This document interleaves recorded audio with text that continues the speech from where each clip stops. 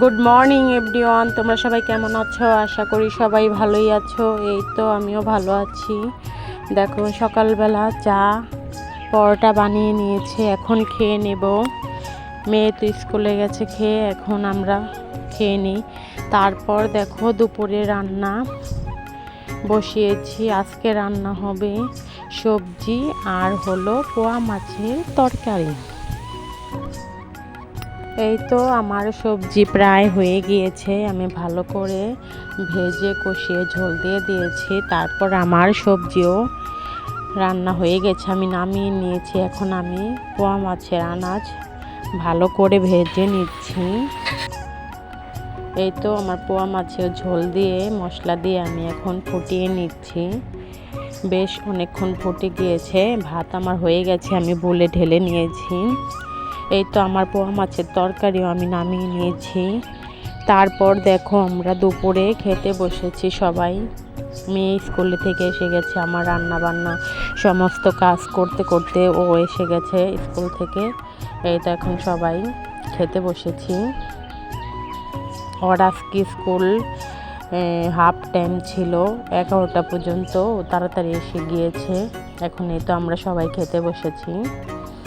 আর তোমরা সবাই ভালো তো? আশা করি সবাই ভালোই আছো, ভগবানের কৃপায় আমরাও ভালো আছি।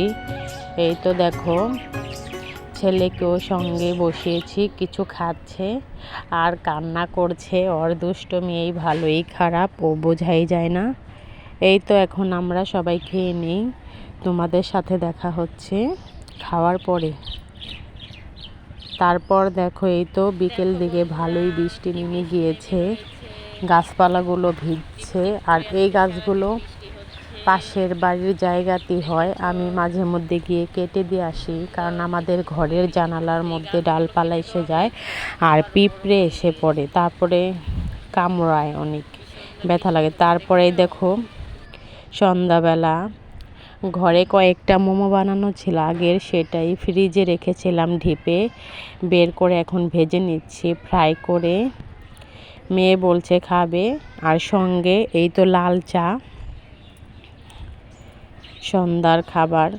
আর সবাইকে অনেক ধন্যবাদ এই ভিডিওটা দেখার জন্য। আশা করি বন্ধুরা আমার পাশে থাকবে। জানি না আমি কেমন ভিডিও বানাই, তারপরও চেষ্টা করি সুন্দর করার জন্য। আর যদি ভালো লাগে অবশ্যই একটা লাইক কমেন্ট করবে, বলবেন। সবাইকে অনেক ধন্যবাদ। Good bye.